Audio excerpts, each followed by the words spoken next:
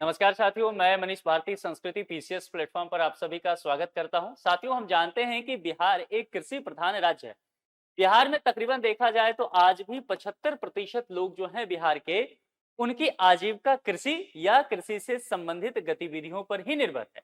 कुल मिलाकर के ये निश्चित तौर पर है कि अगर बिहार के लोगों की आय दुगुनी करनी है, किसानों की आमदनी दुगुनी करनी है, जैसा कि भारत सरकार का भी सोच है, बिहार सरकार का भी सोच है, तो उसका केवल एक माध्यम है और वो माध्यम है कृषि। कृषि और उससे जुड़ी हुई गतिविधियों को आप बढ़ाइए, तभी किसानों का जीवन वहां बदलेगा, तभी आमदनी वहां के लोगों की बढ़ेगी। और जब कृषि की बात करेंगे तो आप खेती यदि परंपरागत तौर तरीके से और परंपरागत फसलों का करते रहे, फिर तो जीवन स्तर नहीं बेहतर हो सकता है। परंपरागत कृषि का कहने का तात्पर्य है धान, गेहूं, गन्ना की बात करते हैं, ये बात। कहा जा रहा है कि नकदी फसल कीजिए। अगर नकदी फसल आप करेंगे तो निश्चित तौर पर आने वाले समय में इसके डिमांड मार्केट में बढ़ रहे हैं और इसीलिए कहा जा रहा है कि बिहार में अब ड्रैगन फ्रूट, स्ट्रॉबेरी और विदेशी फलों की लगातार खेती हो रही है। सरकार भी इसको प्रोत्साहन दे रही है और बिहार में कहा जा रहा है कि एग्रीकल्चर का एक नया मॉडल बनता हुआ दिख रहा है, जो आने वाले समय में अन्य राज्यों को भी गाइडेंस दे सकता है। क्या क्या बातें कही गई है उसको जरा समझते हैं।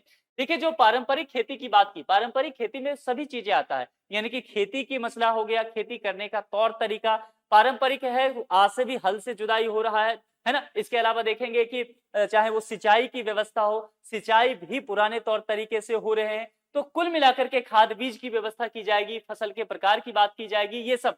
और भारत का कृषि जो है वो पूरी तरह से मानसून पर निर्भर है। अगर मानसून ठीक रहा तो फसल अच्छा, मानसून ठीक नहीं रहा तो फिर फसल खराब। और बिहार की अगर व्यवस्था है, फसल की बात है, तो फिर एक और चीज है, वो है बाढ़। बाढ़ की त्रसदी बिहार में आना ही है, किसानों को इससे जूझना ही है।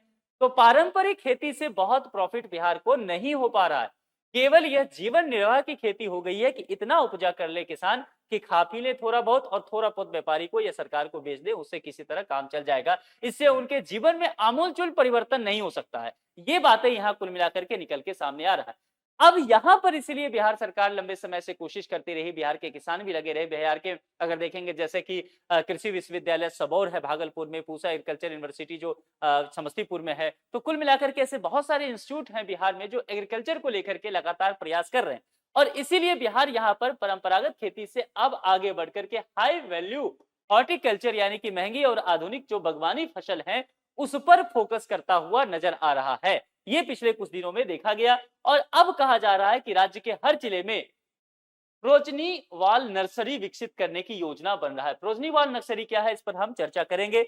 और इस हाईटेक नर्सरी में क्या होगा, ड्रैगन फ्रूट, स्ट्रॉबेरी, विदेशी फल और औषधीय पौधे जो होंगे, जिसका मार्केट में डिमांड बहुत ज्यादा है और जिसकी प्राइस बहुत ज्यादा है, वैल्यू बहुत ज्यादा है। अगर आप खेती करते हैं तो निश्चित तौर पर ये काम अगर किसान करते हैं तो उनको ज्यादा फायदा मिलेगा। अब जो हम बात कर रहे थे प्रोजनीवाल नर्सरी की, आप क्या कीजिए, इस पॉइंट को नोट कर लीजिए।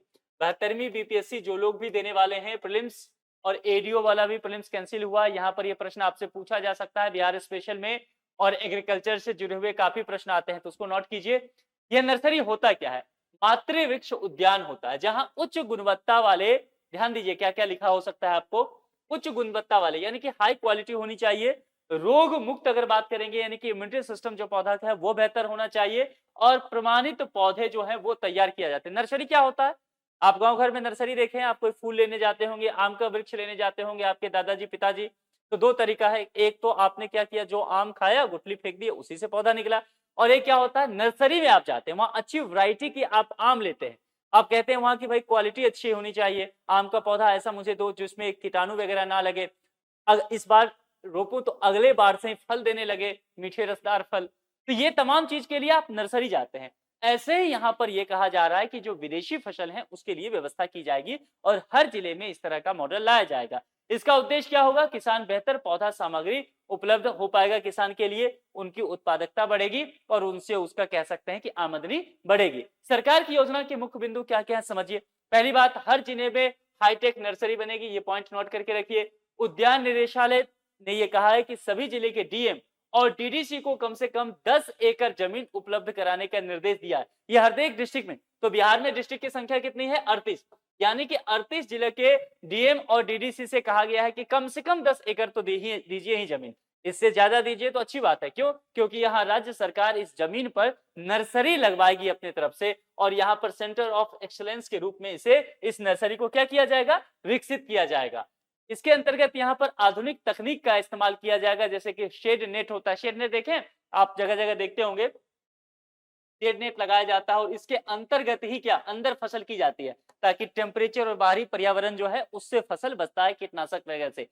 ड्रिप इरिगेशन कहने का अर्थ ये होता है कि सही से पानी आप पौधों तक पहुंचाइए। किसी पौधे को अगर 4 बूंद पानी की जरूरत है तो 4 ही बूंद पानी दीजिए। इजराइल इस पर बहुत अच्छा काम करता है। भारत का इजराइल के साथ इस पर समझौता भी हुआ है। वही चीजें यहाँ पर की जा रही है कि इससे क्या होगा, पानी की बचत भी होगी और जिस पौधे को जितना पानी चाहिए वह भी होगा। तो कुल मिलाकर के ये होगा। इसके अलावा यहाँ पर जो है स्प्रिंकलर सिस्टम तैयार किया जाएगा, आधुनिक सिंचाई तकनीक तैयार की जाएगी, उन्नत पौधे संरक्षण प्रणाली। अभी बिहार में क्या समस्या आ रही है, अगर आपने देखा होगा 2-3 महीने पहले बिहार में आम का जो फसल है वो बहुत अच्छा होता है, तो आम के पौधे में मज्जर आए, इससे यह अनुमान लगाया गया कि आम की उत्पादकता बहुत अधिक होगी। लेकिन अगर आप अभी बिहार में रहते हैं या बिहार से बाहर हैं तो अपने घर के लोगों से बात करेंगे, वो कहेंगे कि आम की फसल पूरी तरह से उनकी बर्बाद हो चुकी है। कुल मिलाकर के कहने का तात्पर्य है कि संरक्षण प्रणाली बेहद कमजोर है और ये केवल आम के साथ नहीं है, ये आपको लीची के साथ भी देखने को मिलेगा। जो भी फसल बिहार में हो रहे हैं, संरक्षण प्रणाली बेहद कमजोर होने की वजह से बिहार के किसानों को उनके फसल का सही लाभ नहीं मिलता है। तो निश्चित तौर पर ये जो नर्सरी यहाँ पर विकसित किए जाएंगे, किसानों को चीजें सिखाई भी जाएगी, नए नए तकनीक सिखाएंगे, नए फसल कैसे लगाना है ये भी सिखाया जाएगा और सबसे नगदी फसल कैसे करना है। नगदी फसल कहने का तात्पर्य है कि ऐसी खेती कीजिए ऐसी फसलों का जिसको तुरंत आप बाजार में जाकर के बेचिए और पैसा कमा लीजिए, है ना, प्रॉफिट ज्यादा हो आपको। अब इसमें 2-3 चीजों को लेकर के जो बात की जाती थी पहले बिहार में, वो परंपरागत एक समय, उसके बाद जैसे कि आम की फसल शुरू हुआ, लीची का, केला का, ये खूब चला बिहार में, ये चल पड़ा, लेकिन फिर बिहार यहीं आकर के रुक गया। अब इससे आगे की बात की जा रही है कि ड्रैगन फ्रूट का डिमांड देखेंगे भारत में बहुत बढ़ता जा रहा है। स्ट्रॉबेरी, विदेशी फूल, औषधीय पौधे, अंजीर, तो ऐसे फसलों को भी क्या किया जाए, बढ़ावा दिया जाए, किसान को बताया जाए, समझाया जाए कि ऐसे फसल की खेती आप कर सकते हैं, इसमें लागत बहुत नहीं आएगा और लागत अगर थोड़ा बहुत आता भी है तो सरकार भी आपकी मदद देगी। हो सकता है सरकार आगे चल के आपको सब्सिडी दे दे और फिर मार्केट में ये बेचते हैं तो ये निश्चित तौर पे नकदी फसल है, आपको अधिक प्राइस इसका देखने को मिलेगा। ठीक है, तो ड्रैगन फ्रूट जो है इसको लेकर के बिहार के किसान अपना पसंद दिखा भी रहे हैं, दिलचस्पी किसानों में जग रही है, क्योंकि ये मार्केट में बिक भी रहा है, लोग आजकल इसको बहुत पसंद करने लगे हैं, खाने लगे हैं और किसानों को इसका लाभ भी मिलने लगा है। तो इसकी खास बातें देखेंगे, कम पानी में खेती हो जाता है, बाजार में ऊंची कीमत है, कई साल तक उत्पादन कर सकते हैं, लागत भी बहुत कम नहीं है, मतलब बहुत अधिक नहीं है, लागत अगर थोड़ा बहुत है भी तो मुनाफा इतना अधिक है कि फिर आप लागत को भूल जाएंगे, यानी कि आप खेती करना चाहेंगे और निश्चित तौर पर स्वास्थ्य के लिए बहुत लाभकारी है। तो आजकल है ना, लोग हेल्थ कॉन्शियस हो रहे हैं कोविड के बाद कम से कम, तो जो लोग हेल्थ कॉन्शियस हो रहे हैं इस तरह से ड्रैगन फ्रूट वगैरह खा रहे हैं। जिस एरिया की बात करेंगे वो सीमांचल एरिया को लेकर के बात किया गया है, क्योंकि अगर देखेंगे ना तो जलवायु के नजरिए से जोड़ा गया है, किशनगंज हो, पूर्णिया हो, कटिहार हो, अररिया हो, है ना, वो पूरा जो एरिया है ना उस एरिया में इसकी खेती यहाँ पर की जा रही है। तो जो आप प्रीलिम्स देंगे तो यहाँ पर ध्यान रखिएगा कि किस एरिया में इस तरह की ड्रैगन फ्रूट वगैरह की खेती की बात की गई है, ये आपके काम आएगा। और मुख्य उद्देश्य क्या, किसानों के आय में बड़ा अंतर आएगा। पूर्णिया के किसान जो है वो बता रहे हैं कि जहां मक्का से 60-70 हजार रुपये प्रति एकड़ आय होती थी, ड्रैगन फ्रूट से क्या हो रहा है, 7 से 8 लाख रुपए तक की कमाई संभव है। जरा सोचिए, 1 एकड़ ही जमीन है, वही किसान है मक्का की खेती कर रहे हैं केवल 60 से 70 हजार रुपया प्रति एकड़, वही किसान है ड्रैगन फ्रूट कर रहे हैं 7 से 8 लाख रुपया प्रति एकड़। अब जरा सोच सकते हैं, आजकल इस देश में 7-8 लाख रुपया जो है ना वो अच्छे अच्छे जॉब में पैकेज नहीं मिल रहा है, एमएनसी वगैरह में भी नहीं। तो कुल मिलाकर के किसान केवल 1 एकड़ में ड्रैगन फ्रूट लगा करके इतना कमा सकते हैं। और बिहार में ड्रैगन फ्रूट की शुरुआत भी हो चुकी है। सबसे पहले देखा जाए 2014 में किशनगंज जिले में शुरू हुआ था और अब ये धीरे धीरे जागरूकता फैल रहा है, दूसरे जिले के किसान भी इसको अपना रहे हैं। स्ट्रॉबेरी और विदेशी फूलों की खेती भी अब यहाँ पर बढ़ने लगी है। वजह केवल इतना है कि मुनाफा अधिक देखा जा रहा है। देखिए, पूरा जो मार्केट है ना, मार्केट केवल 2 शब्द से चलता है, डिमांड और सप्लाई। बाजार में किस चीज की मांग है, गर्मी का मौसम है तो किस चीज का मांग होगा? लोग छाता खरीदने जाएंगे, लोग कैप खरीदेंगे, है ना, धूप में लगाने के लिए चश्मा खरीदेंगे। तो इस तरह के डिमांड बढ़ेंगे, है कि नहीं? अगर बरसात का मौसम आ गया फिर भी छाता का डिमांड रहेगा, क्योंकि बरसात है, रेनकोट होगा। तो अब डिमांड जो है जिस हिसाब से बढ़ रहा है, अगर सप्लाई भी उस हिसाब से कर दिया जाए तो इकोनॉमी चल पड़ेगा, आपकी आमदनी बढ़ जाएगी।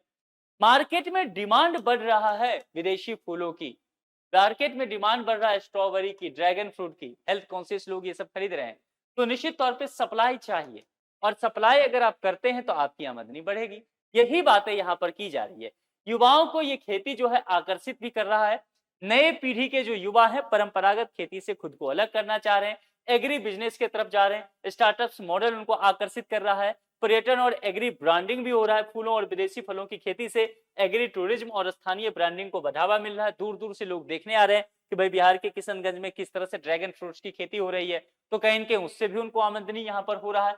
किसानों को फायदा क्या होगा कि रोजगार के अवसर होंगे, रोजगार के अवसर होंगे तो निश्चित तौर पर बिहार की जो सबसे बड़ी समस्या है पलायन, वो ग्राफ गिरेगा, और नर्सरी प्रबंधन यहाँ पर वो सीख पाएंगे। पौधा उत्पादन, पैकेजिंग कैसे होगा, मार्केटिंग कैसे की जाएगी, प्रोसेसिंग कैसे होगा, ये तमाम काम जो है वो सीखेंगे, तो स्किल भी डेवलप होगा।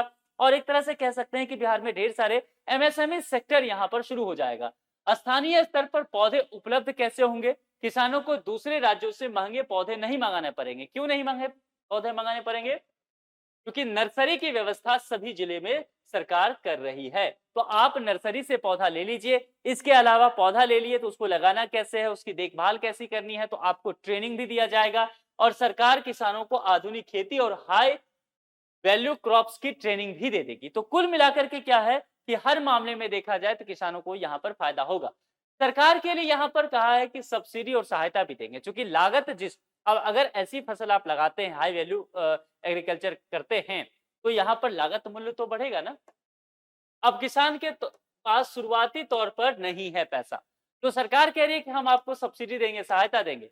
बागवानी मिशन के तहत ड्रैगन फ्रूट, स्ट्रॉबेरी और अन्य फसलों पर अनुदान दिया भी जा रहा है।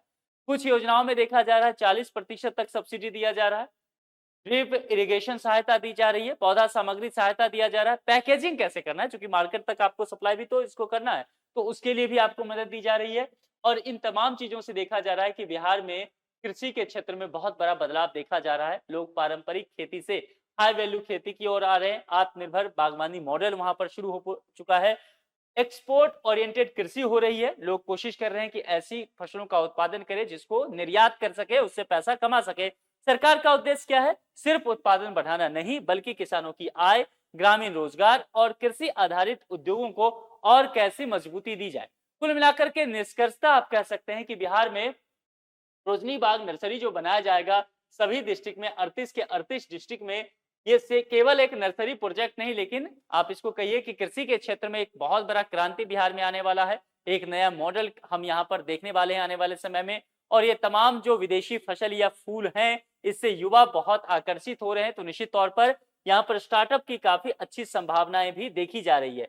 तो आने वाले समय में ये उम्मीद किया जा रहा है कि युवाओं को स्थानीय स्तर पर रोजगार मिलता हुआ नजर आएगा, और फिर इस वजह से कहीं न कहीं बिहार में बेरोजगारी की समस्या भी दूर होगी, और बिहार के लिए जो अभिशाप, जो एक मुद्दा है पलायन, दूसरे राज्यों में जाकर के काम करना पड़ता है, उससे भी इसके युवा बच पाएंगे। इस विषय में आप लोग क्या सोचते हैं? और जितने भी किसान हैं, जो भी लोग इस लेक्चर को देख रहे हैं, किसी न किसी किसान के पास जरूर भेजिए, ताकि उन चीजों को वो समझ पाए, इसकी जानकारी ले पाए और पारंपरिक खेती से आगे बढ़ पाए, जागरूक हो पाए कि जिस 1 एकड़ भूमि से हम 60-70 हजार रुपया केवल सालाना कमा सकते थे, उसी 1 एकड़ भूमि से हम यहाँ पर 7-8 लाख रुपया कमा सकते हैं।